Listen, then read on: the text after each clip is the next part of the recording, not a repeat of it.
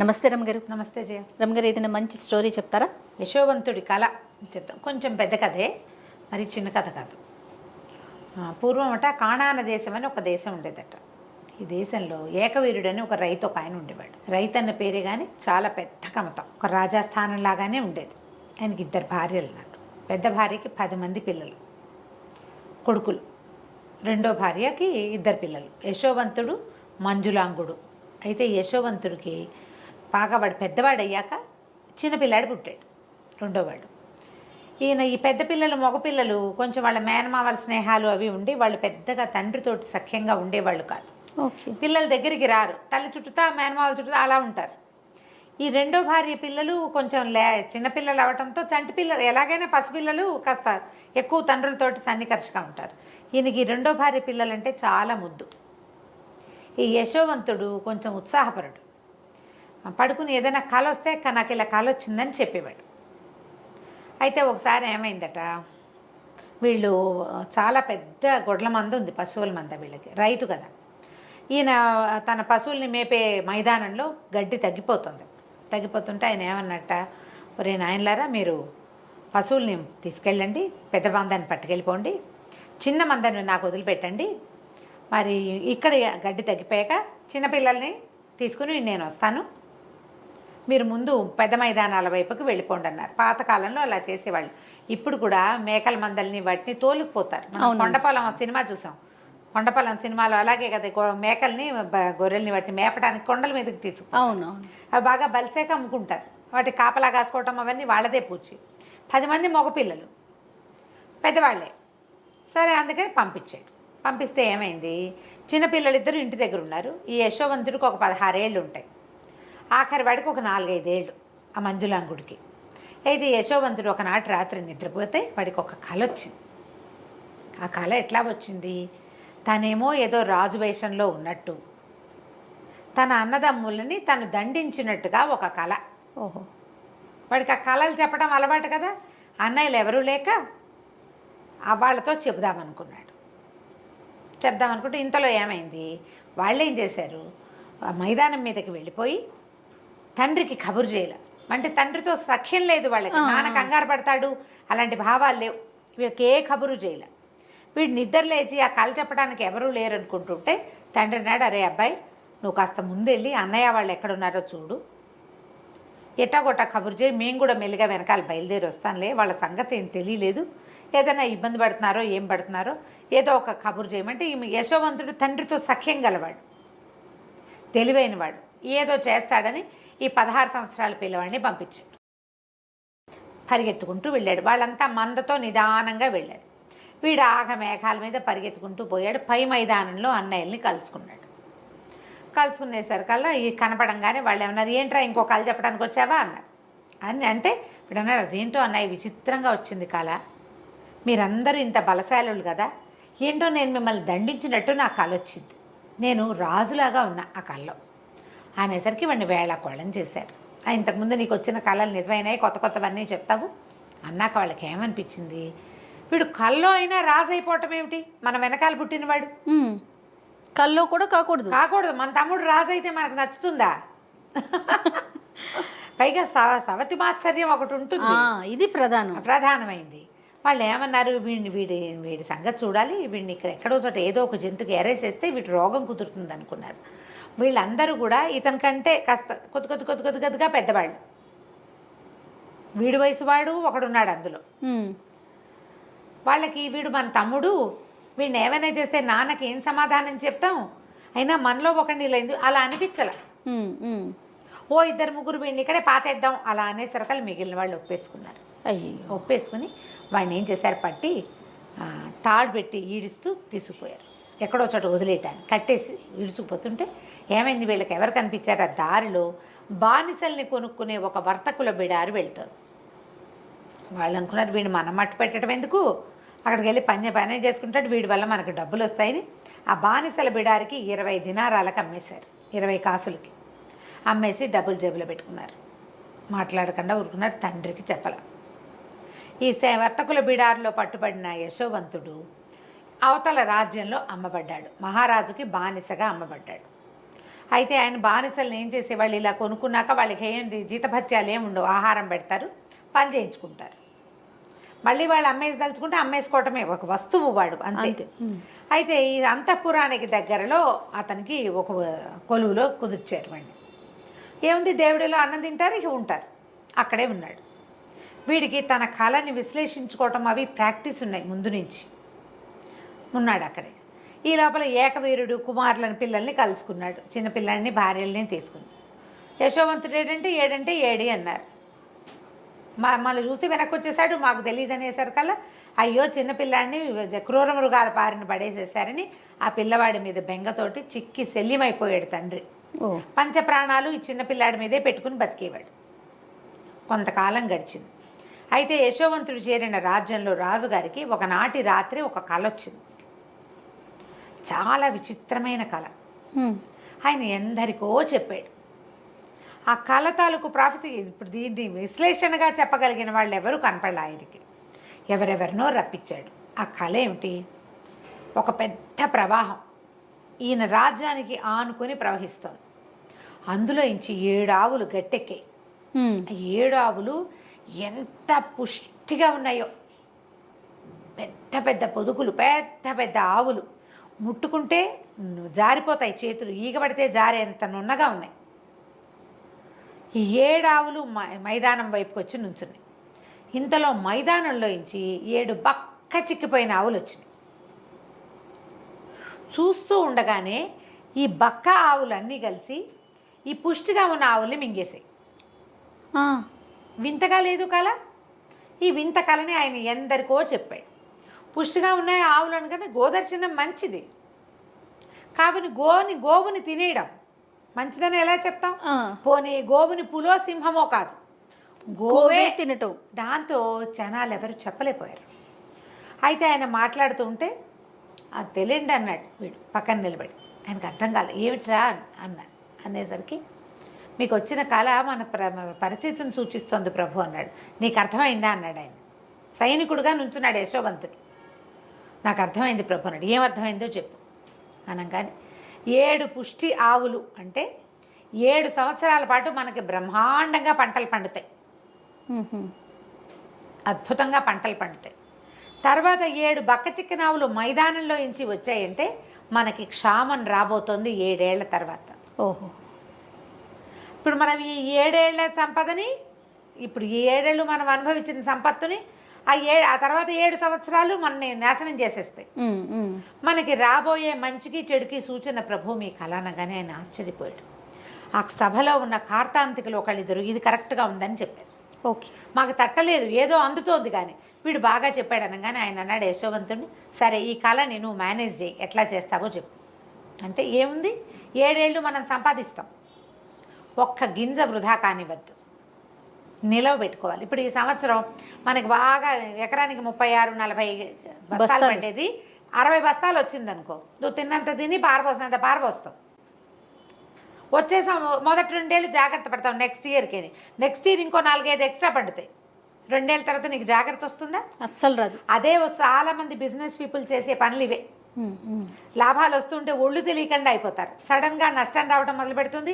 పాత లాభాలేమో వీళ్ళు ఉడాయించేస్తారు. నష్టం రావడం మొదలుపెట్టాక ఇంకా కవర్ చేసే వీలు ఉండదు, ఇలా అయిపోతాం. సరే రాజు అన్నాడు, ఓ పంచి, దీన్ని ఎట్లా ప్లాన్ చేయాలో చెప్పు. నువ్వు ఇంత ఐడియా ఉన్నవాడివి, నీకు ఐడియాలు లేకపోవటం ఏం లేదు. అబ్బాయికి 16వ సంవత్సరంలో వీళ్ళకి దొరికాడు. 20 ఏళ్ళు దాటాక ఈ అవకాశం వచ్చింది అతనికి. సరే ఏమైంది, ఇతను ఏం చెప్పాడంటే ఆ సంవత్సరం నుంచి ప్రజలు పండింది వాళ్ళకి అవసరమైంది ఉంచుకుని మిగిలిందంతా రాజుగారి ఖజానాకి గిడ్డంగులకి తరలించేసేయాలి. ఒక్క గింజ పారేయటానికి వీల్లేదు, ఒక గింజ పడేయకూడదు. మొత్తం గింజలన్నీ రాజుగారి గిడ్డంగులు, దానికోసం పెద్ద పెద్ద గోడౌన్లు తయారు చేయించాడు అతను. ఏటా ప్రజలు తమకు అవసరమైన ధాన్యాలు, విత్తనాలు, డబ్బు కూడా కావాల్సినంత ఉంచుకోవటం. ఇప్పుడు డబ్బు ఖజానాకు చేరిపోతుంది, ధాన్యాలు గిన్యాలు మొత్తం సమస్తం రాజుగారి గిడ్డంగులకి చేరిపోవాలి. మరుసటి సంవత్సరం పండిందంతా గిడ్డంగికి వచ్చేస్తుంది, నిరుటిది వాడుకుంటారు.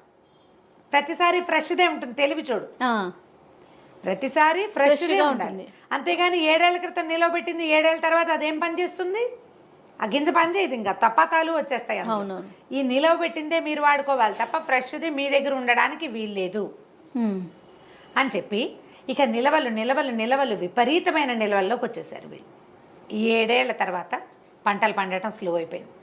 ఈ మొత్తం ఈ దేశానికి చుట్టుపక్కల అన్ని దేశాలలోనూ కూడా క్షామం వచ్చేసింది. ప్రజలకు ఏ ఇబ్బంది లేదు, హాయిగా ఉంది వీళ్ళ దేశం. అయితే ఈ యశోవంతుడి ఒరిజినల్ దేశం ఉంది కదా, కానాన్ దేశం, అక్కడ కూడా వచ్చింది ఈ సమస్య. గింజలు లేని పరిస్థితి.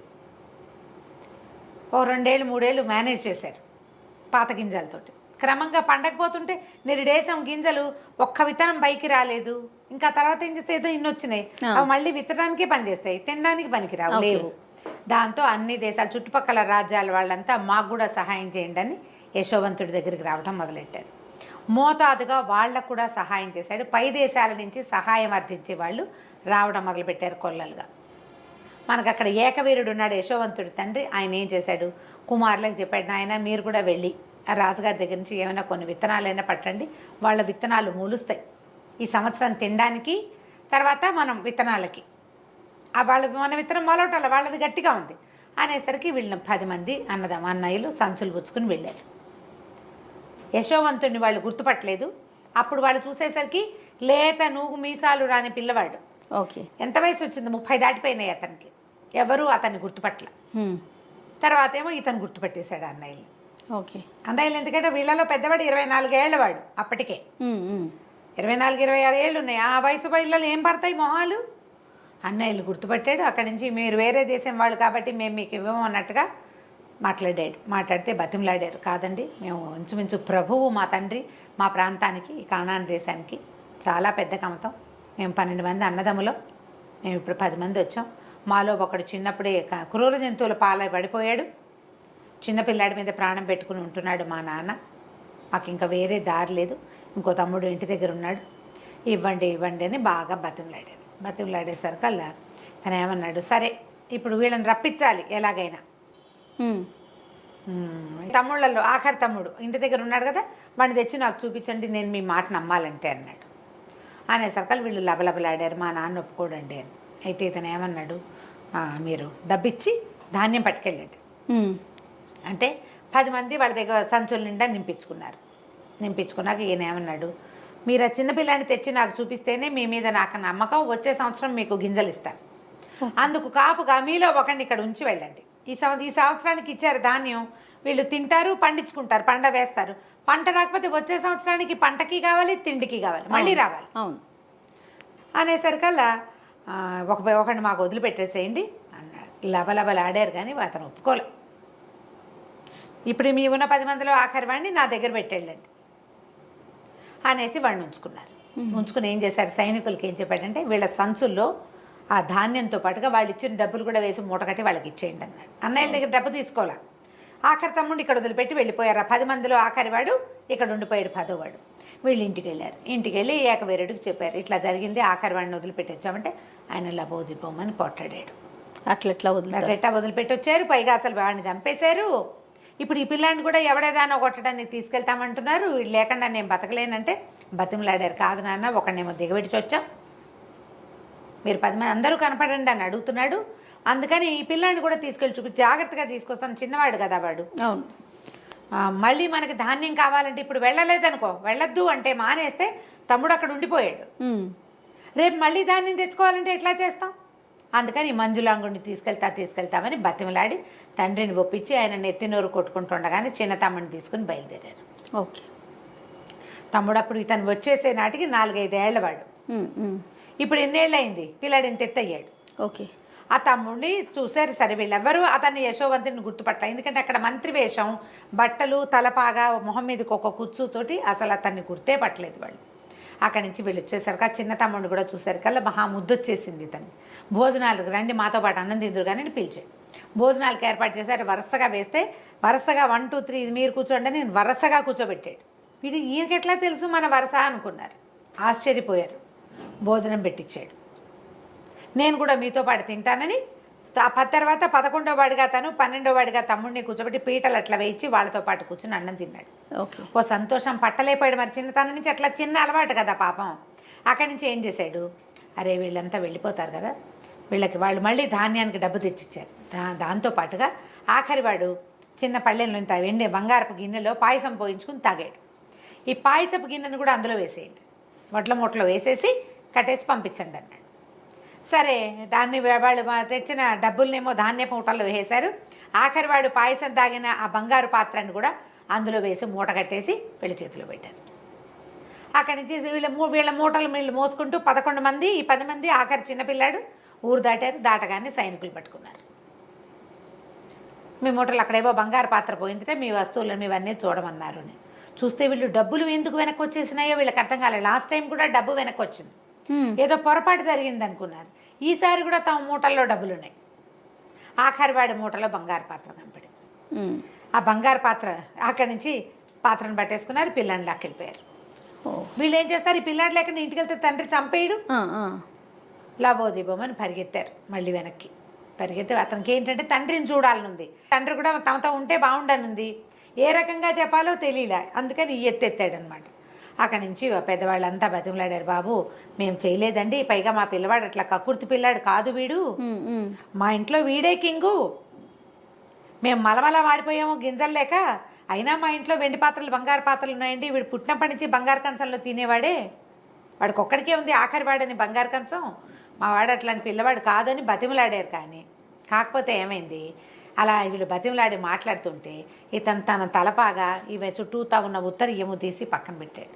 ఈ చిన్న పిల్లాడు ఒక్క ఎగిరి అన్నాన్ని కావలించుకున్నాడు. అప్పటిదాకా తెలియలే వాడికి, పైగా మంత్రి గారు మొహంలో ఒక మొహం పెట్టి ఏం చూస్తాడు, అవును పక్కన కూర్చున్నాడు. దానికి తోడు కావలించుకునేసరికి వాళ్ళు నిర్కాంతిపోయారు.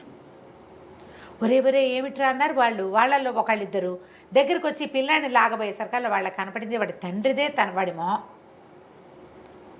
అందరు ఆశ్చర్యపోయారు. అప్పుడు వాడికి జరిగిందంతా చెప్పాడు. ఒక బండి పంపించి తండ్రిని తల్లుల్ని రప్పించుకున్నాడు. వాడికి వచ్చిన కళ ఎలా నిజమైంది, తను రాజుగా ఉన్నట్టు మిగతా వాళ్ళంతా కూడా అన్నయ్యల్ని దండిస్తున్నట్టు వచ్చిన వాడి కళ ఇన్నేళ్లకి కళలు ఫలిస్తాయి. రాజుగారి కళ కూడా ఫలించింది. ఇలాంటిది జరుగుతుందని ఊహించకుండా వాడేదో తను రాజైపోయాడన్న కోపంతో ఈ పని చేశారు. వాళ్ళకి బాధగానే ఉంది, ఆ తమ్ముడిని మిస్ చేసుకున్నామని. ఇక చేయగలిగేది ఏమీ లేదు.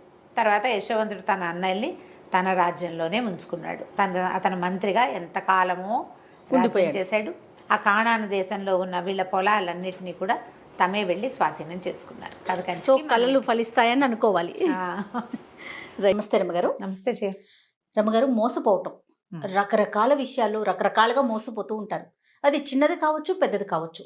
డబ్బుల దగ్గర ఎక్కువ, మరీ ఎక్కువ అనమాట. ఎందుకని అలా జరుగుతుంది అంటే, డబ్బు అనేసరికి మనం ఎక్కువగా ఇంట్రెస్ట్ చూపించడం అంటే ప్రాధాన్యం ఇవ్వటం వల్ల ఎదుటి వారితో మనం ఎక్కువగా మోసగింపబడతారేమో అని అనుకుంటా ఉంటా నేను. అవును, డబ్బుల మీద వ్యామోహంతో ఏంటంటే చిన్న పిల్లల దగ్గర నుంచి పెద్దవారి దాకా డబ్బు అనగానే అదొక అంటే ఇంకా బ్రహ్మ పదార్థం. అదే కదరమ్మ గారు, దాని మీదే ఆసక్తి ఉంటుంది. మనకి అత్యంత ఆశపోతనం, చాలా సంపాదించేసుకోవాలి, చాలా దాచేసుకోవాలి, చాలా ఉంచేసుకోవాలి. వీటి వల్లే మోసపోతాం. అసలు మోసం చేయటానికి జనాలు ఎంత నమ్మిస్తారంటే, చాలా నమ్మితే కానీ మోసం చేయలేరు కదా జయ. ఎప్పుడు చూడు మనకి ఏమిటంటే ఏమనాలి దాన్ని సరిగ్గా చెప్పాలంటే, అదేం విడిగా ఉండదు ఆ పదార్థం. మనం బాగా నమ్మితేనే మోసం చేయగలుగుతారు. మనం ఎవరిని బాగా నమ్ముతాం, బాగా ఎస్టాబ్లిష్డ్గా ఉన్న వాళ్ళని కదా. వీళ్ళ దగ్గర నుంచి ఒకళ్ళు చిట్ ఫండ్ కంపెనీయో ఓ ఉద్యోగాలు ఏవో ఒక 25-30 మందికి ఉద్యోగాలు ఇచ్చారనుకో, అప్పుడు వాళ్ళందరికీ ఉద్యోగాలు వచ్చినాయని మనం కూడా నమ్ముతాం. లేకపోతే వాళ్ళందరూ బాగా డబ్బులు వచ్చి ఏదో చేసేసుకుంటున్నారని, ఈ బిజినెస్ చేస్తే వాళ్ళంతా సంపాదించేసుకున్నారని. ఈ మోసం చేసేవాడు ఏం చేస్తాడు, సాధారణంగా బాగా ఎస్టాబ్లిష్ చేస్తాడు, 2-3 ఏళ్ళు నమ్మిస్తాడు. జనాలు నమ్మిన కొందికి వాడికి మోసం చేసే అవకాశాలు పెరిగిపోతాయి. అంతే. అందరూ దిగిపోయాక, అన్ని పక్కల నుంచి జనాలు దిగాక, వాడికి సర్ప్రైజ్ మనీ ఏర్పడ్డాక ఎత్తేస్తాడు. వ్యాపారం నడుస్తున్న నాళ్ళు నడుస్తుంది. ఎత్తేదలుచుకుంటే అవతల వాళ్ళ నమ్మకమే వీడి పెట్టుబడి. అంతేగా, 100% ఈజీగా మోసం చేసేయచ్చు డబ్బు విషయంలో. చిన్నవి ఓ 100 రూపాయల నోటు కింద పడేసి ఇది మీదేనా అని అడిగి, అలాంటి చిన్న మోసాలు. సినిమాల్లో ఇలాంటి ట్రిక్కులు చూస్తూ ఉంటాం. అక్కడి నుంచి పెద్దవి, ఇక బిజినెస్లు, బోర్డులు తిప్పేటాలు, బ్యాంకులు బోర్డులు తిప్పేటాలు, బ్యాంకులనే మోసం చేసేవాళ్ళు.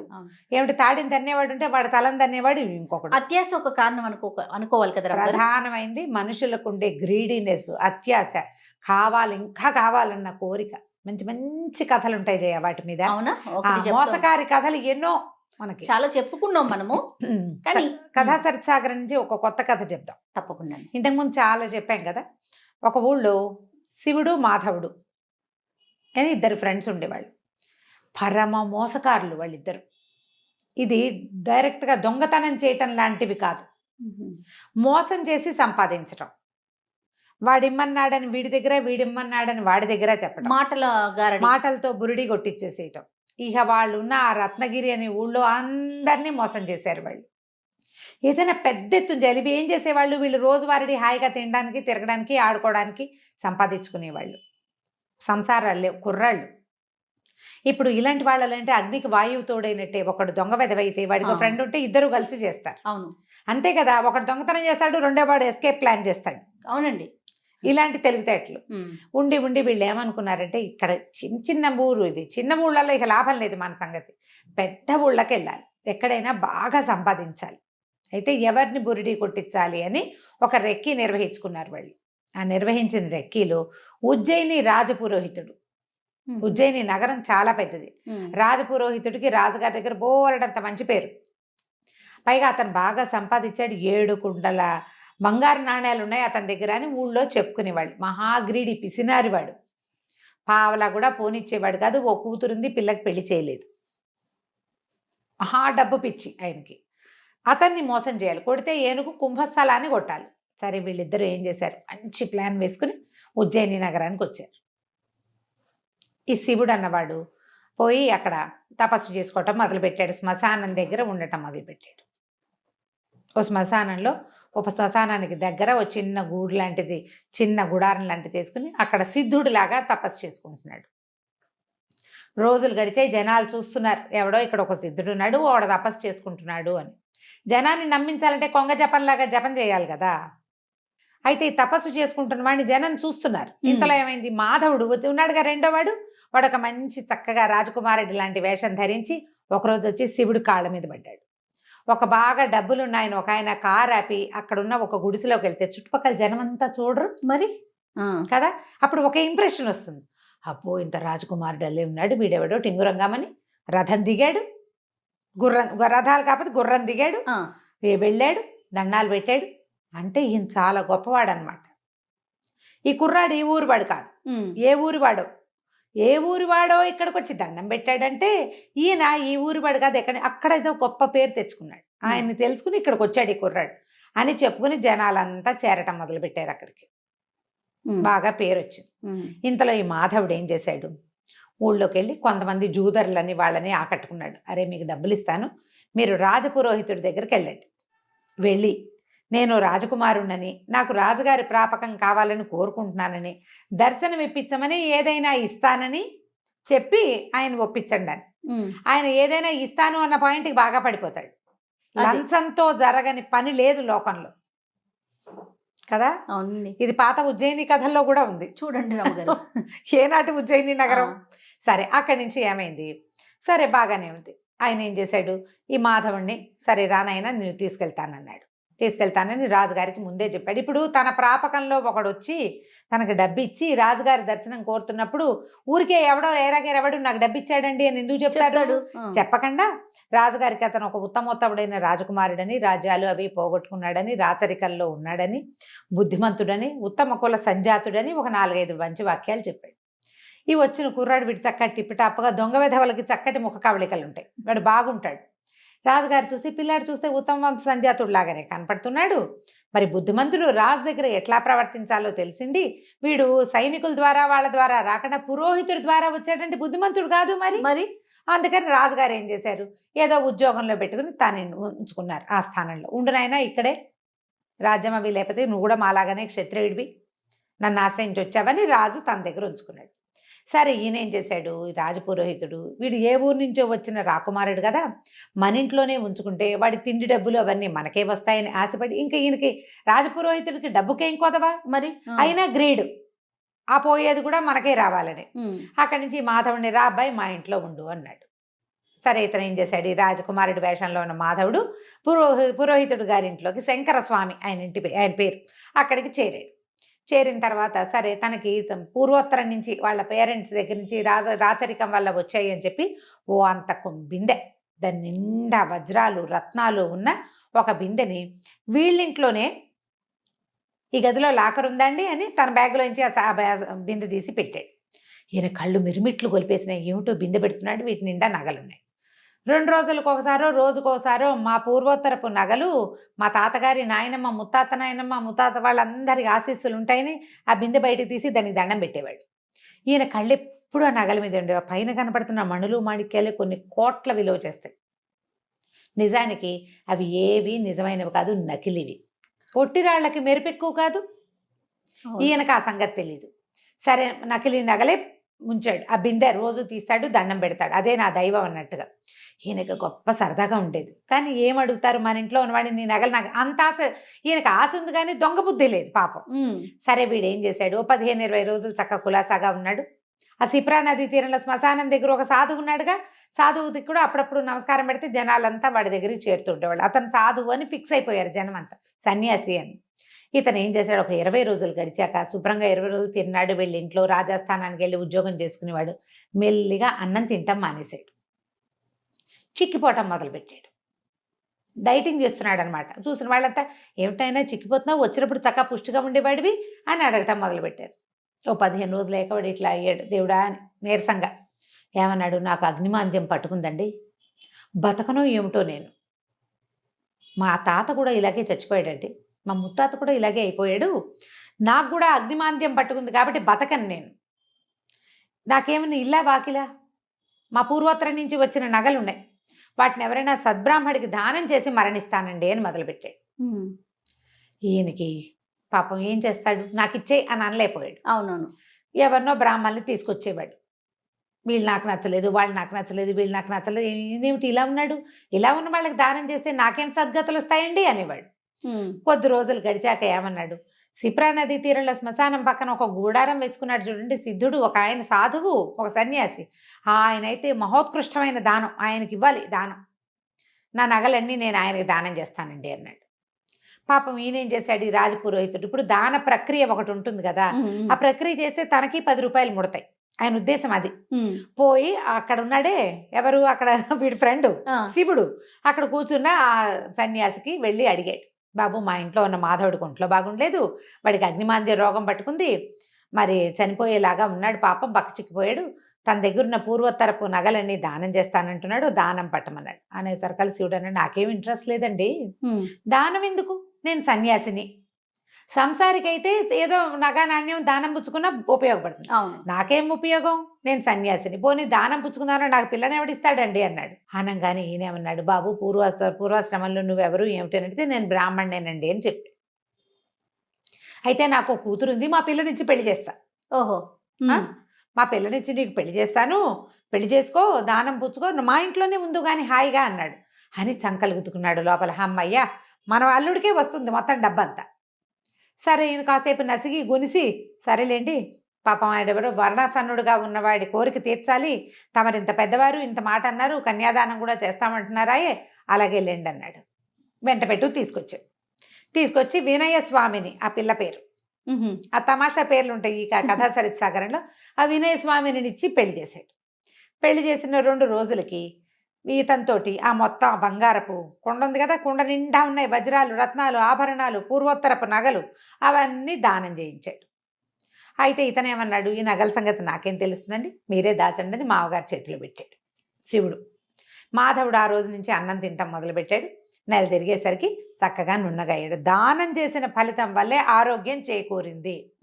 అంతేగా మనం గుళ్ళో పూజ చేస్తే ఆరోగ్యం చేకూరుతుందని చెప్పుకుంటాం కదా, మందు పట్టించిందనం మనం పూజ చేయటం వల్లే అంటాం. మన డాక్టర్ మంచివాడనే మాట కంటే పూజ చేయించాం, గ్రహశాంతులు చేయించాం కాబట్టి అలా నమ్ముతారు కొంతమంది. ఆ ఊళ్ళలో ఆ రోజుల్లో మరీ ఎక్కువ దానం చాలా గొప్పగా చేయించారు ప్రక్రియ. ఆయన కన్యాదానం చేశాడు, వీడు నగలు దానం చేసి ఆరోగ్యం బాగుపరుచుకున్నాడు అని చెప్పుకున్నారు. అక్కడి నుంచి 1-2 నెలలు గడవంగానే ఇక ఇతనేమన్నాడు, అల్లుడు ఏమంటే మీ ఇంటి మీద పడి తింటాం ఏం బాగుంటుంది, నాకు ఎట్లాగో దానం వచ్చింది నగలు, ఆ నగలు మీరే ఉంచుకోండి, ఓకే. దానికి తగిన వేల ఇచ్చేసేయండి నాకు, నా డబ్బులు నాకు దానం వచ్చిన డబ్బులు నేను ఖర్చు పెట్టుకుంటాను అన్నాడు. అనేసరికి ఆయన ఒప్పుకుని తన దగ్గర 7 కుండల్లో డబ్బులు ఉన్నాయని చెప్పుకుంటున్నారుగా ఊళ్ళో అంతా, ఆ 7 కుండల ధనాన్ని అల్లుడు గారికి ఇచ్చాడు. నగలు తను దాచిపెట్టుకున్నాడు. అవి పూర్వపు రాజవంశపు నగలంటే కోట్ల విలువ చేస్తాయి. మన దగ్గర 7 కుండలేమిటి దిక్కుమాలిన ముష్టివి, ఇవే ఉంది లెక్క, అది చాలా ఎక్కువ అని భావించాడు. కొద్ది రోజులైంది, ఈ శివకేశవులు ఇద్దరు ఉన్నారుగా, శివుడు మాధవుడు, హాయిగా ఎంజాయ్ చేయటం మొదలుపెట్టారు. అక్కడికి ఇక్కడికి వెళ్ళిపోతారు, తింటారు, కొనుక్కుంటారు, తాగుతారు, అక్కడ ఇక్కడ జూదవాడడానికి వెళ్తారు, విహారయాత్రలకు వెళ్ళిపోతున్నారు, ఎంజాయ్ చేసేస్తున్నారు. ఇంకా కొన్నాళ్ళు గడిచాక రాజపురోహితుడికి ఏదో పెద్దట రోజువారీ జీతానికి ఆయన కొదవలేదు. రాజుగారి దగ్గర నుంచి జీతం వస్తుంది, తర్వాత ఏమో సంబారాలు వస్తాయి, భోజనానికి దానికి ఖర్చులు వెళ్ళిపోతాయి. ఒకసారి ఆయన ఏదో కొనుక్కుందాం అనుకున్నాడు, పొలమో ఏదో, డబ్బులు లేవు, క్యాష్ లేదు కదా, మరి లిక్విడ్ ఉండద్దు. ఈయన ఏమనుకున్నాడు, మన దగ్గర ఇంత కొండ నిండా నగలున్నాయని ఒక మాణిక్యాన్ని పుచ్చుకుని రత్నాల వర్తకుడి దగ్గరికి వెళ్ళాడు. ఆయన చూసి, ఏంటండి ఇది గాజు, దాన్ని నేలకేసి కొడితే 300 ముక్కలైంది. అది గాజు రాళ్ళు ముక్కలైపోతాయి, రత్నాలు ముక్కలు కొసలు కూడా విరగవు వాటికి. అయితే రత్నాల వర్తకుడు అన్నాడు, ఈ భలేవారండి, ఇది పిచ్చిది, మీరు ఎక్కడి నుంచి తెచ్చారనగానే ఆయనకు ఉండే గోపేలు మంది, ఊరు నాయనో ఏం చేతుండ్రా దేవుడా అని ఈ చెంబంత బిందు ఉందిగా, బిందంతా పుచ్చుకుని రత్నాల వర్తకుడి దగ్గరికి వెళ్తే అన్ని గిల్టు నగలే అవి. వాడు రోజు బిందె తీసి దండం పెడుతున్నాడు కదా, మెరుపు పెడుతున్నాడు వాటికి, మెరుపెట్టి ఎప్పటికప్పుడు తలతల్లాడిస్తున్నాడు.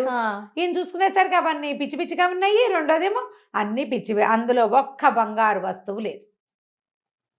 అక్కడి నుంచి పరిగెత్తుకుంటూ వచ్చాడు. అల్లుడిని, తీ నీ నగలన్నీ నువ్వే తీసుకో, నా డబ్బులు నాకేమంటే, ఇంకేం డబ్బులు, నువ్వు నాకు ఇచ్చావు, నేను వాడేసుకున్నావు, ఇప్పుడు నా దగ్గర ఏం లేవు, కొన్ని వ్యాపారాల్లో మదుపులు పెట్టుకున్నాం, మిగిలింది మేము వాడేసాం అనగానే ఈయన మాధవుడి మీదకి తిరిగాడు. నువ్వే కదా నాకు దానం ఇచ్చావు, నువ్వు ఇచ్చిన నగలన్నీ తప్పు, అవన్నీ పిచ్చి నగలంటే నాకేం తెలుసు, మా వాళ్ళు ఇచ్చిన నగలు నాకు తెలియదు అన్నాడు. అనేసరికి లబో దిబోమంటూ ఈ శంకర స్వామి గారు రాజపురోహితుడు రాజుగారి దగ్గరికి పరిగెత్తాడు. ఈ నగలు ఎక్కడవయ్యా అంటే, అల్లుడివి. అల్లుడికి ఎక్కడవంటే దానం ఇచ్చాడు. ఎవరిచ్చారు? నేనే ఇప్పించాను. అక్కడి నుంచి రాజుగారు ఈ నేరంలో సంబంధం ఉన్న మిగిలిన ఇద్దరిని కూడా పిలిపించాడు. అల్లుడు ఏమంటాడు, నాకు నగ నాణ్యం ఏమీ తెలియదండి, నేను అసలు సన్యాసిని, ఈయనే దానం ఇప్పిస్తాను అని చెప్పి నాకు పిల్లనిచ్చి పెళ్లి చేసి దానం ఇప్పించాడు. నాకు నగల సంగతి తెలియదని మొదటి రోజునే మా మామగారికి అప్పచెప్పాను లేదా అడగండి అంటే అప్పచెప్పాడు. అక్కడి నుంచి మాధవుడిని అడుగుతారు. మాధవుడు అంటాడు, నాకేం తెలుసండి, నేనేదో రాజస్థానం నుంచి పారిపోయి ఇచ్చేసా, మా తాత ముత్తాతల నాడు ఆ బిందె మా ఇంట్లో ఉండేది, నేను ఆ బిందె తెచ్చుకున్నా, అది బంగారుదో టింగారుదో నాకు తెలీదు, నేనేనాడు వాటిని అమ్మడానికి ప్రయత్నం చేయాల, పెద్దవాళ్ళ జ్ఞాపకార్థం ఉంచుకున్నా, చచ్చిపోతానని దానం ఇచ్చాను, అది బంగారం అని భావించి కాదు, మా తాత ముత్తాతల ఆస్తిగా భావించా, అందులో ఉన్నది బంగారమో కాదో నేనేనాడు పరీక్షించాల, నాకు తెలియదు.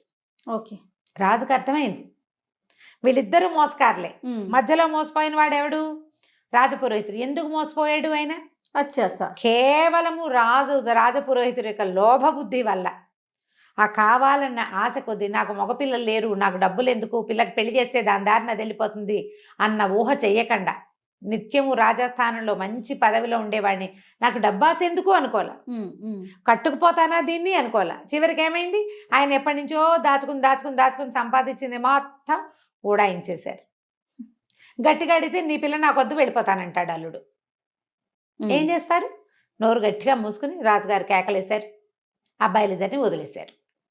వాళ్ళు హ్యాపీగా ఎంజాయ్ చేశారు. తర్వాత ఇట్లాగే కథలు నడుస్తూ ఉంటాయి. మనం ఆశ పడితేనే మోసపోతాం, అత్యాశ పడకపోతే ఎప్పుడూ జీవితంలో మోసపోము. ఆశ పడటం వరకు ఓకే అనిపిస్తుంది, అత్యాశ దెబ్బ మామూలుగా మనకి జీవితం మీద ఆశ ఉండాలి కదా జయ. ప్రతి విషయం మీద కూడా ఇది తీసుకుంటే ఇది చేస్తే మనకు బాగుంటుంది. మనకు ఆల్రెడీ చాలా బాగుండి ఇంకా ఏదో కావాలనుకుంటే, నీ ఏదో కావాలనే ఊహనే అవతల వాళ్ళు క్యాష్ చేసుకుంటారు. ఈ రోజుల్లో ఎక్కువ చూస్తున్నాం కదా రమ్మగారు, మామూలు క్రైమ్స్ అని, చిన్నవే మోసాలు జయ, చిన్న ఆన్లైన్ మోసాలని. అబ్బబ్బబ్బా, ఏంటి రమ్మగారు, బంగారానికి మెరుగు పెడతామని రావటం, మొత్తం వలిసి వాడి చేతిలో పెట్టడం, లేకుంటే మీరు ఒక 100 రూపాయలు పెట్టుబడి పెట్టండి మీకు అది 150 అవుతుందని, కానీ ఎలా 50 రూపాయలు? అది చెప్తున్నావు జయ. కోటీశ్వరులు ఒక లేడీని నమ్మి ఇంకా ఎక్కువ వడ్డీ కోసం, మరి ఆవిడ ఎన్ని కోట్లకి కుచ్చుటోపి పెట్టి వాళ్ళకి డబ్బులు తక్కువ, చూడండి, ఆ కోట్లకి ఇంకా కోట్లు రావాలంటే అత్యాశ కాదు. హాయిగా ఉన్నది ఎంజాయ్ చేస్తే సరిపోతుంది. అది ఎంజాయ్ చేయలేరండి, చేయలేక చేయలేకపోతారు రమ్మగారు. చేయలేరేమో మరి. ఇప్పుడు ఈ పైనుంచి వచ్చింది మాత్రం ఎలా ఎంజాయ్ చేస్తావు? నువ్వు ఉన్నదే నువ్వు దాచుకోలేకపోతుంటే. ఎక్కడికెక్కడికో ఊహించుకుంటారండి, తరతరాలు కూర్చొని తినాలని అనుకుంటారేమో బహుశా. రైట్ రామ్ గారు, దాని మీద కూడా మళ్ళీ మంచి కథ ఉంది, చెప్దాం మళ్ళీ. అవునా, తప్పకుండా. రైట్ రామ్ గారు, నమస్తే. నమస్తే జయ. నమస్తే రమ్మగారు. నమస్తే జయ. రమ్మగారు, ఏదైనా మంచి స్టోరీ చెప్తారా? సుకేసిని కథ చెప్తా. సుకేసిని మళ్ళీ తమాషాగా. ఓకే. మన మాణిక్య ద్వీపం అని ఒక ద్వీపం ఉండేదట పూర్వం. ఓ రాజుగారికి రాజ్యం చేసేవారు. ఆయనకి లేక లేక ఒక కూతురు పుట్టింది. ఆ పిల్లకి కొంచెం తమాషాగా ఉండేదట జుట్టు, బంగారపు రంగు కేశాలు ఉండేవి. ఎంత అందంగా ఉందో, భలే బాగుండేది పాప. అమ్మాయి జుట్టు మరీ అందంగా ఉండేది, వెనకాలకంతా ఉంగరాలు తిరిగి ఉండేది, ముందు వైపు కొంచెం గోల్డెన్ ల్యాక్స్ ఉండేవన్నమాట. ముందు ఉన్న జుట్టు బంగారపు రంగు ఉండేది. రాగి రంగు ఉంటే ఒక రకంగా ఉండును, ఈ బంగారపు రంగు ఉండేసరికల్లా ఏదో వింతగా ఉందని అమ్మాయికి సుకేసిని అని పేరు పెట్టారు. పిల్ల వయసు వచ్చే కొందికి కొంచెం అందంగా తయారైంది. 16 ఏళ్ళు వచ్చినాయి అనుకుంటా. కాస్త యుక్త వయసు కరాలు అయిన తర్వాత ఒకసారి ఒక బిచ్చగత్తెగా కనపడిన ఒక మంత్రగత్తెని చూసింది ఈ పిల్ల. చూసి చాలా వికృత రూపంతో ఉంది. మామూలుగానే కాస్త భావన పిల్లలు ఇదేంటి ఇలా ఉంది అలా అనేస్తారు. అవును. ఈ అమ్మాయి ఆ బిచ్చగత్తెని చూసేసరికల్లా ఒక చీదరించుకుని, ఇంత వికృతంగా ఉంది బాబోయ్ కళ్ళు అని కళ్ళు మూసుకుందా. మూసుకునేసరికల్లా బిచ్చగత్తె కాదు, మంత్రగత్తె. ఓహో. అదేముంది, ఏమిటి నీ జుట్టు చూసుకుని నీ పొగరా, అందంగా ఉన్నావు, మీ అమ్మ నాన్న అందంగా ఉన్నారు, నీకు అనుపానాలన్నీ కుదిరి అందంగా ఉన్నావు, నువ్వు మంచి బట్టలు వేసుకున్నావు, నగబెట్టుకున్నావు, అందరికీ భగవంతుడు అది ఇస్తాడా? ఎవడి రూపం వాడేది కదా. బాడీ షేమింగ్కి పాల్పడిందని తిట్టి, నీ జుట్టును చూసుకునే నీకు గొప్ప, ఒక్క వెంట్రుకు లేకుండా రాలిపోతుందని చెప్పించి. అయ్యయ్యో. చూస్తుండగానే పిల్ల నెత్తి మీద జుట్టంతా రాలిపడిపోయి గుండు అయిపోయింది. అయ్యో. 14-15 ఏళ్ల పిల్లకి గుండు తీయించుకుంటే వేరే రకం, దాన్ని జుట్టు చూసే గర్వించేదానికి జుట్టు ఊడిపోతే ఇంకేముంది? ఎట్లాగా? ఇక పిల్లలు అబోదివో, ప్రజలందరికీ నవ్వొచ్చింది గుండుతో ఉన్న పిల్లని చూసేసరికి. ఆ కాలంలో ఆడపిల్లలు జుట్టు తీయటాలు అవి లేవు. పైగా ఇట్లా మొత్తం మొహం మీద చర్మంలాగా తల మీద చర్మం కూడా అయిపోయింది, వెంట్రుకే లేదు. ఇక ఆ పిల్ల విపరీతంగా ఏడ్చింది, బయటకు వచ్చేది కాదు, లోపలే పడి ఉండేది. అయితే ఈ రాజపురోహితులు వాళ్ళు ఏమన్నారంటే, అమ్మాయి ఏదైనా సాధన చేసి చూద్దామన్నారు. ఇక మంత్రశాస్త్రవేత్తల్ని వాళ్ళని వీళ్ళని గురువు గారులని ఎంతమందిని పిలిచారు. ఎవరిని పిలిచినా ఏమీ జరగల, ఒక్క వెంట్రుక మలవలేదు, గుండుగానేది పిల్ల ఎదుగుతోంది. పిల్ల 16 ఏళ్ళు వచ్చేస్తాయి, 14 ఏళ్ళ పిల్లకి 16 రావడానికి ఎంతసేపు? అక్కడి నుంచి పిల్ల సిగ్గుపడి ఇంకేం పెళ్ళవుతుంది, పెళ్ళవ్వదు. అసలు ముందు ప్రజల్లోకి రాజుగారికి ఒకతే కూతురు, ఆ అమ్మాయి రాజ్యం చేయాలంటే ఈ గుండెసుకుని ఏం చేస్తుంది, అదో బాధ. సరే ఏం చేసింది, రోజు దైవ ప్రార్థన చేసుకునేది క్రమం తప్పకుండా. బ్రాహ్మణ ఆయన ఒక ఆయన వచ్చి ఏం చెప్పాడంటే, లక్ష్మీదేవిని ప్రార్థిస్తే కనుక మహాసమృద్ధి కలుగుతుంది. ధనం కోసం ప్రార్థిస్తే ధన సమృద్ధి, అన్నం కోసం ప్రార్థిస్తే ధాన్యలక్ష్మి అన్నాన్ని ఇస్తుంది, జుట్టు కోసం ప్రార్థించవమ్మా చక్కగాను అని చెప్పాడు. ఈ అమ్మాయి లక్ష్మీ ఉపాసన మొదలుపెట్టింది. అహోరాత్రాలు లక్ష్మీదేవి పూజే చేయగా ఒకనాటి తెల్లవారుజామున, శుక్రవారం నాడు ఉపవాసం ఉండి జాగారం చేసి, తెల్లవారుజామున అమ్మాయికి పెద్ద మిరుమిట్లు కొలుపుతూ లక్ష్మీ ప్రసన్నం జరిగింది. అమ్మవారు ప్రత్యక్షం అవ్వల, కానీ తెలిసింది వచ్చిందని. వచ్చి ఏం కావాలని అడిగినట్టు తెలిసింది. తెలిసేసరికి ఆ పిల్ల ఒక జుట్టు కావాలన్న ఒక ఉద్రేకంలో ఉంది కదా, ఆ విగ్రహాన్ని కావులిచ్చుకుని రోజుకు 2 నా జుట్టు పెరిగిపోవాలమ్మా అని కోరుకుంది. 2 నాకు జుట్టు పెరగాలి అన్న కోరికకి తెల్లవారేసరికి టకా టకా టకా టకా పెరిగిపోవటం మొదలుపెట్టింది. జుట్టు పెరిగిందా, కానీ పెరగటం ఆగల. నాకు మోకాళ్ళ దాకా జుట్టు, నడుం దాకా జుట్టు, పోనీ పాదాల దాకా జుట్టు అన్నా బాగానే ఉంది, అంతటితో ఆగిపోయేది. 2 వేసరికల్లా ఏం చేస్తారు, పిల్లని మించిపోయింది జుట్టు, కత్తిరించారు. తెల్లారేసరికి మళ్ళీ పెరిగిపోయింది. 2 అయిపోవాలి కదా, ఎంత కత్తిరిస్తే అంత. ఇక అదొక ప్రోగ్రామ్ కింద ఈ అమ్మాయి జుట్టు కత్తిరించటము, పైదాకా కత్తిరించేస్తే దానికి డబల్ వస్తుంది, సగానికి కట్ చేస్తే దానికి డబల్ వస్తుంది, 2 ఇంచీలు కట్ చేస్తే 4 ఇంచీలు వస్తుంది. ఇక ఆ జుట్టు పారేయటమే ఒక ప్రోగ్రాము, దాన్ని తగలబెట్టడం, దాన్ని సముద్రంలో కలపడం, గొయ్యి తీసి పాత పెట్టడం. ఇట్ట 2 ఏళ్ళు గడిచినాయి. ఆ పిల్ల ఆ జుట్టు ముయ్యలేక ఇట్ట పడిపోతూ ఉండేది. సరే రాజుగారు ప్రకటన ఇచ్చారు, ఎవరైతే యువరాణి జుట్టు పెరుగుదలని ఆపుతారో వాళ్ళకి అమ్మాయినిచ్చి వివాహం చేస్తామని. ప్రతివాడు వస్తారు, ఏం చేస్తారు, తలావు జడ, దాన్ని కత్తిరించడం, జడ చూస్తుండగానే టుకు టుకు టుకు టుకు పెరిగిపోతుంది, ఇది బారుస్తుంది అంతే. సరే కొద్ది రోజులు అట్లా గడిచింది. ఈ లోపల ఏమైందంటే ఒక రణసింహుడు అనే ఒక కుర్రవాడు నేను ప్రయత్నం చేస్తాను అని వచ్చాడు. జనం ఊరికే చూసారు, ఎవ్వరూ ట్రై చేయలే, ఇది భగవద్దత్తమైనది, దానికి ఎవరేం చేస్తారు, అంతే కదా. సరే ఏం చేశాడు, 5-6 సార్లు కత్తిరించి చూశాక అతనికి ఒక ఐడియా వచ్చింది. అయితే ఓ పని చేస్తాను అని చెప్పి తను అంతఃపురానికి బయట నిలబడి ఓ పని చేయి, నీ జుట్టు ఏ టైంలో పెరుగుతోందో తెలుసు కదా నీకు అన్నాడు. తెలుసు ఆ అమ్మాయికి, అమ్మవారు అనుగ్రహించింది కదా అప్పుడు పెరుగుతుంది. ఆ సమయంలో ఓ పని చెయ్యి, జుట్టుని పైన కడ్డీకి కట్టేసి నిదానంగా దిగి వచ్చేసేయి నువ్వు అని చెప్పాడు. జుట్టు ఎంత జుట్టు ఆ అమ్మాయికి మించి 5-6 ఇంతలు ఉంది. కత్తిరించి బిసుగుపుట్టి అట్టగా ఈడ్చుకుంటూ తిరుగుతుంది. ఖాళీ ఉన్నప్పుడు కట్ చేస్తారు, లేకపోతే ఆ జుట్టు పుచ్చుకు తిరుగుతూ ఉంటుంది అట్టగే. ఎవరైనా మోస్తారు ఆ అమ్మాయి జుట్టుని వెనకాల. సరే ఇది చెప్పేసరికల్లా కుర్రాడు, ఈ అమ్మాయి ఏం చేసింది, ఉయ్యాలకి కడ్డీలు వేస్తారు కదా బాల్కనీలో, ఆ బాల్కనీ కడ్డీకి తన జుట్టు కోసని పైకి మూడేసి నిదానంగా తన జుట్టే పట్టుకుని జారి కిందకి రావటం మొదలుపెట్టింది. బాగా ఇంత దగ్గరకు వచ్చాక ఈ అబ్బాయి ఏం చేశాడు, అమ్మాయి జుట్టు పైదాకా మెడ కిందకి వీపు మీదకి కత్తిరించేసి అమ్మాయిని పట్టుకున్నాడు.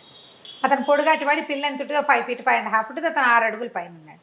కత్తిరించేశారు కల్లా, అంటే అమ్మాయి నుంచి జుట్టు కత్తిరిస్తే పెరుగుతోంది, ఇప్పుడు జుట్టు నుంచి అమ్మాయిని కత్తిరించాడు. ఓకే, జుట్టు బలంతో కదా వేళ్లాడుతుంది, కత్తిరించేశారు కల్లా జుట్టు పెరగటం ఆగిపోయింది. బాగుందిగా, ఇప్పుడు ఇంకా బాగుంటుంది. కానీ అమ్మాయి పెరగటం మొదలుపెట్టింది. అయ్యో, ఇది ఇంకా విచిత్రం. ఇక అమ్మాయి పెరగటం మొదలుపెట్టింది. అట్ట భవనాలు చాలలేదు, మహాకాయురాయలు అయిపోయింది. ఇప్పుడు ఏం చేయాలి, అమ్మాయి పెరుగుదల ఎలా ఆగాలో తెలియలే. ఆ పిల్లకి విరక్తి పెట్టింది, పెళ్లి వద్దు, పేరెంటం వద్దు, ఎటగొట్ట ఉంటాను, ఇటగే ఉంటాను, రోజు కొంచెం కొంచెం కొంచెం చొప్పున ఎలా అయిందో మహా పెద్ద పర్సనాలిటీ. ఎండావాన అన్నీ అమ్మాయి మీదేను. సరే ఏమైంది, ఇంతలో పక్క రాజ్యం వాళ్ళు వీళ్ళ మీద యుద్ధానికి వచ్చారు. పోనీ అమ్మాయి ఇంత పెరిగింది కదా, దీని ఫాయిదా ఉఠాయిద్దాం అనుకున్నారు ఎలాగోలాగా. యుద్ధం చేయటం కంటే ఈ అమ్మాయి మంచి స్టౌట్గా కూడా ఉంది, అంటే వెడల్పుగా బలంగా ఉంది పిల్ల.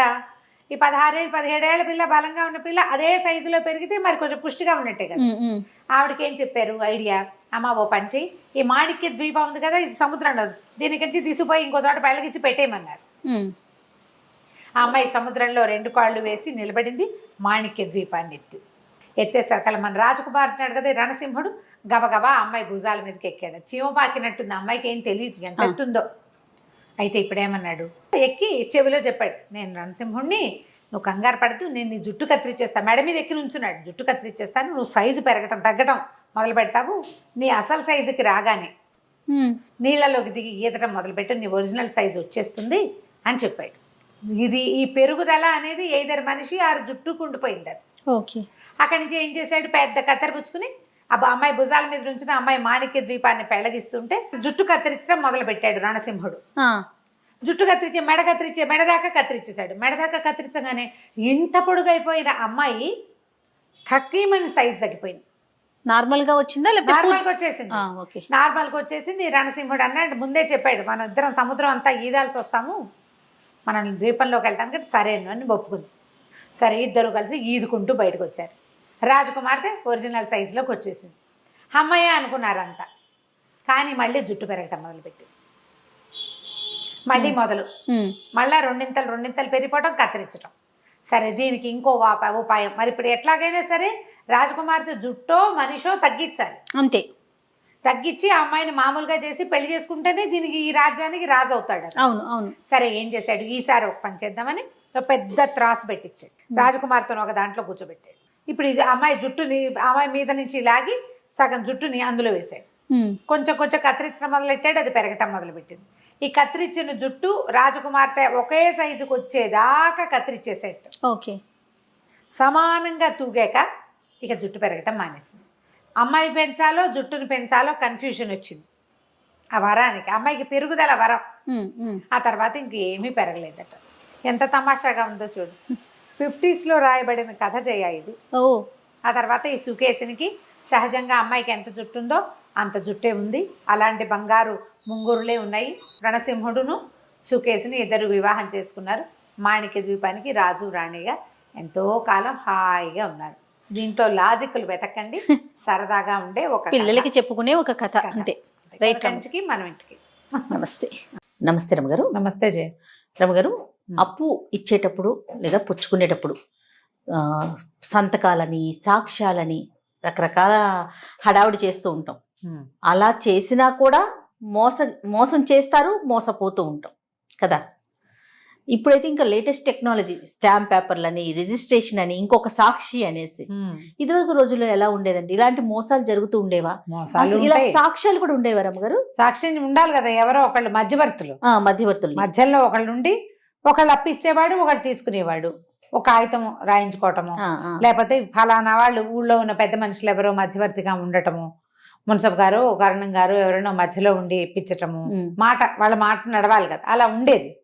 అయితే అన్ని చోట్ల అలా ఉండదు కదా. ఏదో మనం తెలుసు కదా అని 10, 20, 25 చేబదుళ్ళు ఇవ్వటం, అలా చేసేవాళ్ళు ఇదివరకు.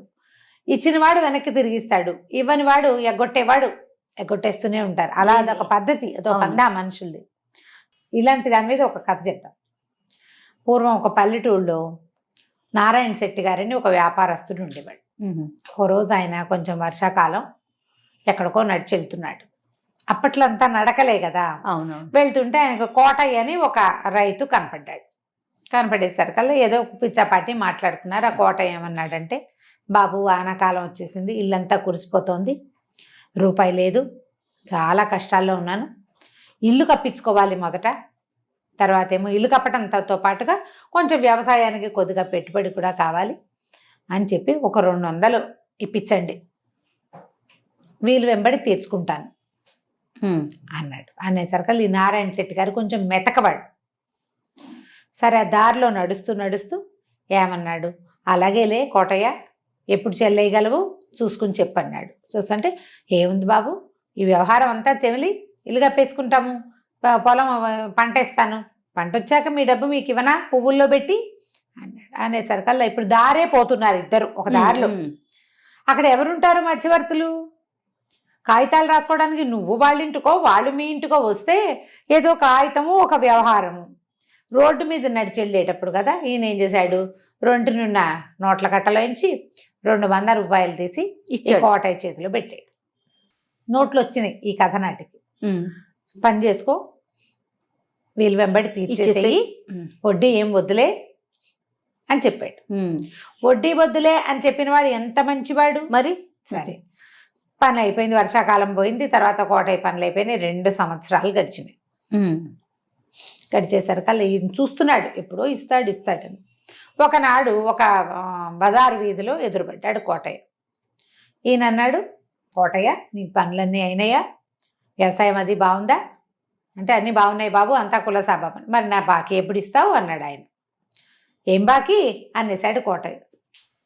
అదేమిటి, నేను నీకు 200 ఇస్తుంది కదా నీ ఇల్లు అవి కప్పించుకోవడానికంటే, మీరు ఇల్లు నా ఇల్లు కప్పించుకోవడానికి మీరు ఇవ్వటం ఏమిటండి, మీరైతే నాకేమి ఇవ్వలా, ఒకవేళ కాగితం ఏదైనా రాసుంటే పంపించండి చెల్లుబాటు చేస్తా అనేసరికి ఆయన శెట్టి గారు ఉన్నాడు, అబ్బాయి మన ఇద్దరం కాగితం ఎక్కడ రాసుకున్నాము, ఆ వాళ్ళు ఎక్కడికో వెళ్తూ కదా మనం మాట్లాడుకున్నాం, నువ్వు అడిగితే నేను జేబులోంచి తీసిస్తాను కాదు నీకు అన్నాడు. అనేసరికల్లా ఏమంటే కాగితాలు లేకుండా ఈ రోజులో ఎవరైనా ఇస్తారండి, మీరు నోటి మాటగా ఇచ్చానని చెప్తున్నారా, పైగా మీరు వ్యాపారస్తులు, అంతెలివి తక్కువగా మీరు నాకు ఇచ్చానని చెప్పడం ఏంటండి, అసలు నేను మీ దగ్గర రూపాయి తీసుకోలేదు, మీరు ఇవ్వాల్సిన అవసరం ఏముంది అన్నాడు. అది పైగా ఇద్దరు ఆయన నిదానంగా మాట్లాడుతున్నాడు, వీడు ఇవ్వదలుచుకోలేదుగా, అదాటన గట్టిగా అదురుగా మాట్లాడేశాడు. చుట్టుపక్కల జనం చేరేసరికల్లా కోటయ్య ఇంకా ఆదరగండంగా గట్టిగా అతను కూడా, ఈయన ఇచ్చేట నాకు దారేపోతూ ఎవడైనా డబ్బిస్తాడా ఈ కలికాలంలో, కాగితం లేకుండా ఇస్తాడా శెట్టి, ఇలా అంటున్నాడు, 200 ఊరికే వచ్చినయ్యా, అది 5 అని అరిచి కేకలు పెట్టాడు. నారాయణ శెట్టి గారు చాలా మృదు స్వభావి, మంచివాడు, కొంతమందికి తెలుసు, అందరికీ తెలిసినా కూడా ఈ కాగితం పత్రం లేకుండా శెట్టి ఎందుకు ఇస్తాడు డబ్బు. కొద్దిమంది అతని పక్షం, కొంతమంది ఈయన పక్షం అయ్యారు. అయితే ఈ జనాల్లో ఎవరో ఒకళ్ళిద్దరు ఏమన్నారంటే, శెట్టి గారు ఎందుకంటే వచ్చే బాధన, మున్సబ్ గారి దగ్గర తీసుకెళ్దాం తగాదాని, ఆయన చూస్తాడు కదా. సరే, అక్కడి నుంచి ఏమైంది, మున్సబ్ గారికి కోటయ్య తెలుసు, నారాయణ శెట్టి గారు తెలుసు. సరే రేపొద్దున మున్సబ్ గారికి చెప్దామనుకుని ఆ గొడవల నుంచి ఆయన లేచి వెళ్ళిపోయాడు.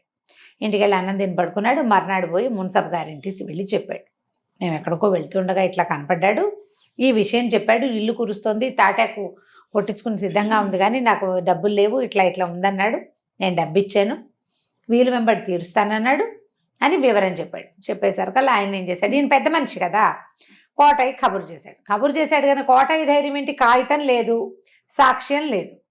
లేకపోయేసరికల్లా సరే ఇద్దరు తమ వాదనలు ప్రతివాదనలు మున్సబ గారు కూర్చున్న చిన్న సభ, ఒక 6-7 పెద్దవాళ్ళు, ఊరు జనం కొంతమంది, అతని వెనకాల వచ్చేవాళ్ళు, అతని చుట్టాలు, ఈయన వెనకాల వచ్చి ఈయన దగ్గర పనివాళ్ళు చుట్టాలు చేరారు. గుంపంతా రచ్చబండ దగ్గర చేరతారు చూడు పల్లెటూళ్ళు అంతే.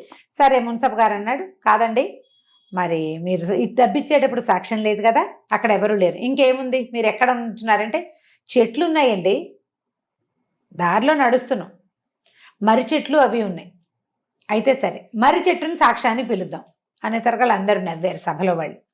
మర్రి చెట్టు సాక్ష్యం అంటే ఎందుకు ఉండదు, చెట్టుకు ప్రాణం లేదా అంటే ఉంది, చెట్టుకు ప్రాణం ఉంది కాబట్టి అది పెరుగుతుంది, ప్రాణం లేని చెట్టు ఏమవుతుంది, చచ్చిపోతుంది.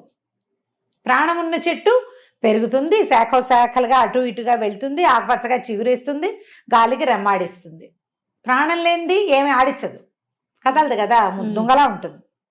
కాబట్టి చెట్టుకు ప్రాణం ఉంది, చెట్టు కూడా సాక్ష్యం చెప్తుంది అని చెప్పి శెట్టి గారు మీరు ఒక పని చేయండి, మీరు ఏ చెట్టు దగ్గర డబ్బు ఇచ్చారని మీరు అనుకుంటున్నారో ఆ చెట్టు దగ్గరికి వెళ్ళి రేపు సభలో సాక్ష్యం చెప్పడానికి రమ్మని చెప్పిరండి అంటే సరేనండి అని నారాయణ శెట్టి గారు నడుచుకుంటూ పోయేసరికల్లా ఎప్పటికీ రాలా. ఈ మున్సబ్ గారు అన్నాడు, ఏమిటి శెట్టి గారు ఇంకా రాలేదు, ఇంతసేపు అయింది అనగానే ఈ కోటయ్య అన్నాడు, ఎక్కడండి ఆ పొలం గట్టు చెరువు గట్టు అంతా నడిచెళ్ళద్దా, చెరువు గట్టు అంతా నడవాలి, అసలే వర్షాకాలం బురదగా ఉంది, ఈ బురదలో ఆయన నడవాలి, ఆ ముందుకెళ్ళాలి, తోపులోకి వెళ్ళాలి, తోపులో తాడి చెట్ల మధ్యలో ఉన్న మర్రి చెట్లని, అసలు మర్రి చెట్టు ఏదో ఆయన గుర్తుపట్టాలి, ఓ సమయం పట్టదు మరి అన్నాడు. అనగానే మున్సబ్ గారు లేచి చేతికరతో పెడేయాలమని ఒకడు కొట్టాడు కోటయ్యని. దొంగ వెధవా, ఆయన నీకు ఎక్కడ డబ్బు ఇచ్చాడో నీకు తెలుసు, అసలు మర్రి చెట్టు ఏదో తెలుసు, నువ్వు డబ్బు తీసుకుని మోసం చేస్తున్నావు, ఇలా చేస్తున్నావు. జనమందరికీ అర్థమైపోయింది ఏం జరిగింది. 2 దెబ్బలు కొట్టేశాడు ఆయన. పెద్ద మనిషి నీ అవసరానికి నోటి మాటకి డబ్బిస్తే నిన్న ఆయన్ని రోడ్డు మీద అల్లరి చేసి ఇవాళ తీర్పు కూడా తీసుకొచ్చావు నువ్వు. చెప్పేసిందిగా మర్రి చెట్టు సాక్ష్యం అంతే. ఆయన తిరిగి వచ్చేసరికల్లా కోటయ్య చెవులు 2 పుచ్చుకుని గొంతు కూర్చుని ఉన్నాడు రోడ్డు దీని మీద రచ్చబండ దగ్గర. తప్పు చేసిన వాళ్ళకి వేసేసి 200కి ఈ 2 సంవత్సరాలకి వడ్డీ కట్టించి ఇచ్చారు. అప్పుడు ఆయన ఏమన్నాడు మొదటగా శెట్టి గారు, వడ్డీ వద్దన్నాడు. ఇప్పుడు వడ్డీతో సహా కట్టించారు. పరువు పోయింది. ఊళ్ళో కోటయ్య అడిగితే ఇవ్వద్దు అన్న కాగితం రాయించి వాళ్ళ గోడ కట్టించేశారు. కోటయ్యకి అప్పు ఇవ్వకూడదు, కథ కంచికి మనం భలే ఉండే రమ్మగారి స్టోరీస్ మాత్రం. నమస్తే అండి. నమస్తే జయ.